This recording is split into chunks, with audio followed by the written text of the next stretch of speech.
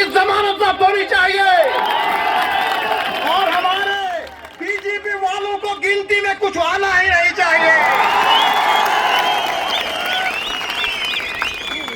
ये वो ठेकेदार कैंडिडेट है, जानता नहीं, जिसको ठेका है और जवानों से 50-50 हजार ले रहा था। बेटे के 5 साल और पूरी जिंदगी जनता के लिए होगी। नमस्कार दोस्तों, आप सभी का स्वागत है पहाड़ी कबीला यूट्यूब चैनल पर। और आज हम आपके लिए लाए हैं जम्मू कश्मीर के इलेक्शन सरगर्मियों से जुड़ा बहुत ही इंटरेस्टिंग वीडियो, क्योंकि आप सभी को पता होगा कि जम्मू कश्मीर में इन दिनों असेंबली इलेक्शन है। और चलिए आज आपको बताते हैं कि कौन है इस बार जीतने वाले और कौन है जम्मू कश्मीर के चीफ मिनिस्टर आने वाले, साथ ही साथ डीडीसी मेंबर के साथ साथ यहाँ पर एमएलए कौन बनने वाले हैं। चलिए शुरू करते हैं हम।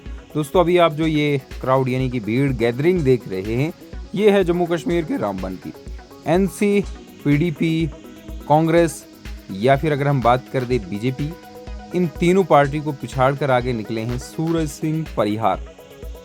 अगर हम आपको बताते चलें कि इन सभी पार्टियों को पैरों तले जमीन निकल चुकी है, क्योंकि सूरज सिंह परिहार इंडिपेंडेंट कैंडिडेट है और जितनी भी पार्टियां हैं उन्हें किसी भी प्रकार का बहुमत या फिर सपोर्ट नहीं है रामबन डिस्ट्रिक्ट में।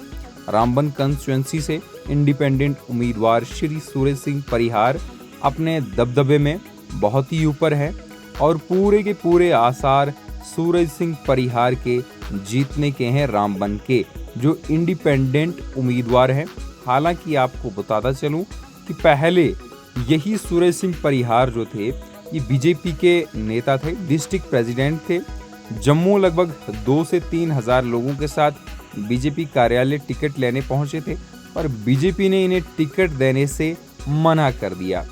पिछले 20 सालों से ये कार्यरत है बीजेपी में और बीजेपी ने इन्हें टिकट देने से मना कर दिया।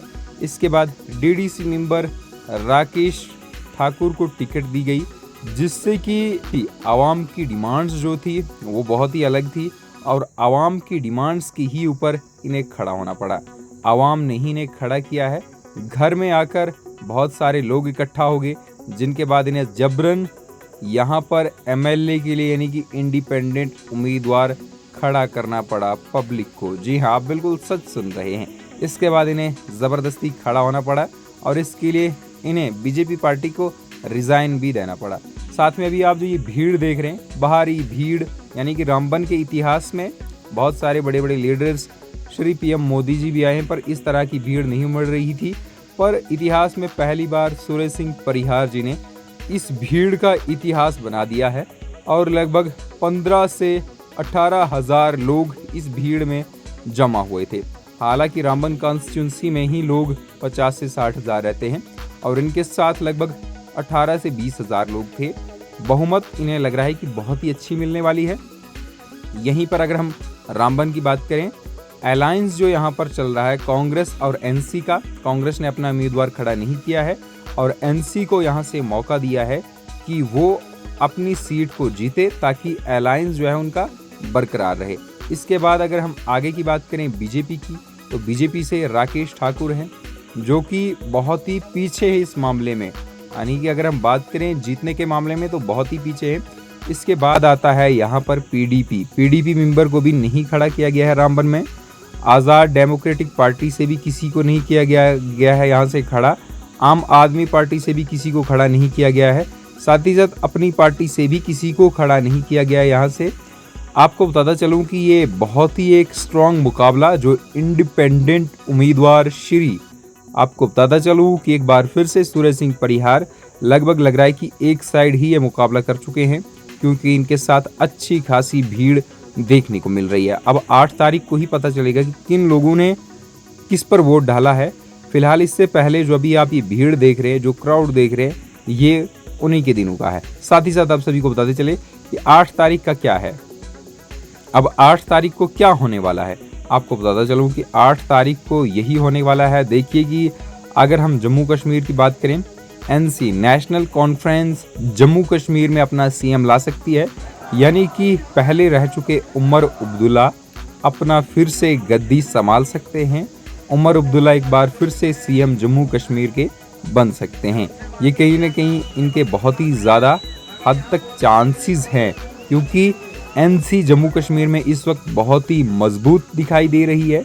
अगर हम बात करें जम्मू कश्मीर में बीजेपी की, तो बीजेपी कहां और कितनी हद तक मजबूत दिखाई दे रही है। देखिए, अगर हम बीजेपी की बात करें तो बीजेपी काफ़ी हद तक जम्मू कश्मीर में बहुत ही पीछे है, क्योंकि जम्मू कश्मीर में लगातार नागरिकों की डिमांडें जो थी उन्हें पूरी ना कर पाना, और साथ में उन्हीं लोगों को टिकट देना जो लोग उन उम्मीदवारों से बहुत ही तंग आ चुके हैं, जिन्होंने बिल्कुल भी काम नहीं किया है।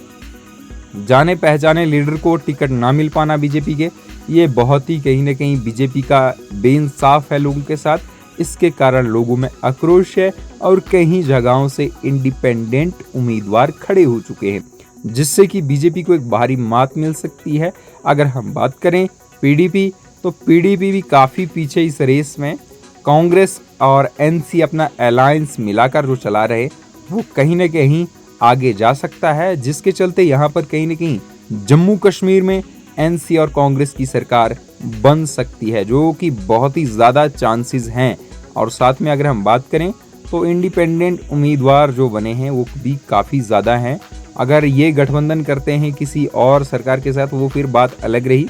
फिलहाल अब तक की जो अपडेट है वो फिलहाल एनसी का पलड़ा भारी है, वहीं इंडिपेंडेंट उम्मीदवार जिस भी डिस्ट्रिक्ट से खड़े हैं उनके भी पलड़े बहुत ज़्यादा भारी, क्योंकि जम्मू कश्मीर में पिछले 5 सालों से विधानसभा यानी कि असेंबली इलेक्शन नहीं हुए हैं, और 5 सालों से यहाँ का कोई भी पार्लियामेंट मेंबर या फिर आपको बताता चलूँ कि यहाँ के एमएलए या फिर चीफ मिनिस्टर नहीं रहे हैं। और लोगों का कहना है कि वो गवर्नर राज से तंग आ चुके हैं, गवर्नर रूल से तंग आ चुके हैं। गवर्नर हमारे बाशिंदे हैं ही नहीं, और वह हमारी कैसे सुन सकते हैं, और उन तक हमारी बात पहुंचा पाना बहुत ही दूर की बात है। तो कुछ इस तरह की ये बातें हैं, ये मैं अपनी तरफ से नहीं कह रहा, जो लोग कहते हैं उन्हीं की तरफ से कह रहा हूं मैं। तो बाकी दोस्तों इंतज़ार करिए 8 अक्टूबर का, जम्मू कश्मीर में कौन सी पार्टी अपना पलड़ा भारी करेगी। फिलहाल अब तक जो दिखाई दे रहा है वो यही है कि बीजेपी कहीं हद तक पिछड़ रही है। अगर हम बात करें नेशनल कॉन्फ्रेंस की, तो नेशनल कॉन्फ्रेंस काफ़ी हद तक बहुत ही आगे दिखाई दे रही है। साथ ही साथ ये भी बड़ी जानकारी आपको बताता चलूँ कि जम्मू कश्मीर में नई सरकार जो भी आएगी, फिलहाल उसका फैसला तो 8 अक्टूबर को ही होगा, और आप सभी के इंतज़ार के साथ साथ ये भी पता चल पाएगा कि जम्मू कश्मीर में आने वाले सीएम उमर अब्दुल्ला हैं या फिर इसके बाद कोई बीजेपी का कैंडिडेट निकलकर यहाँ पर पूरे बदलाव कर देगा। क्योंकि दोस्तों बीजेपी काफ़ी हद तक कमज़ोर दिखाई दे रही है। अलायंस जो चल रहा है अपने कांग्रेस और एनसी का, जेकेएनसी जो है, जिसमें उमर अब्दुल शेख अब्दुल्ला की पार्टी है, बहुत ही पुरानी पार्टी है, 1932 की पार्टी है ये। इसका नाम पहले कुछ और ही हुआ करता था, आल जम्मू कश्मीर मुस्लिम ऐसे करके कुछ नाम हुआ करता था, पर इसके बाद इसका नाम 1939 में बदला गया है।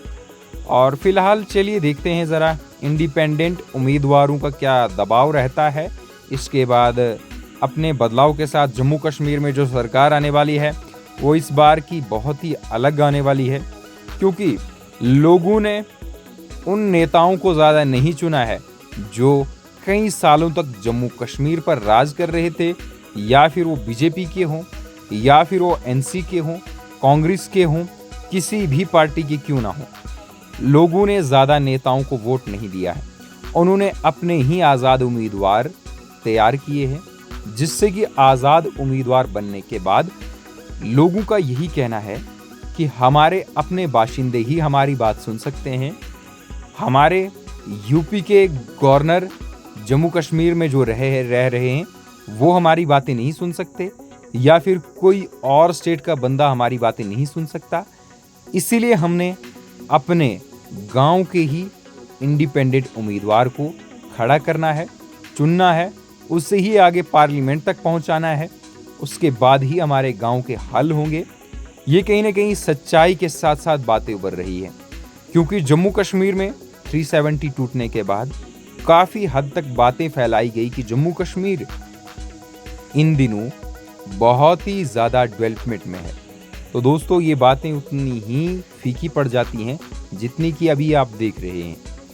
ये जो अभी आप भीड़ देख रहे हैं ये भीड़ इसीलिए नहीं उमड़ी। अगर बीजेपी ने या फिर और किसी पार्टी ने, JKNC ने जम्मू कश्मीर में काम किया होता तो आज आज़ाद उम्मीदवारों के साथ इतने लोग सड़कों पर आकर उनका स्वागत नहीं करते।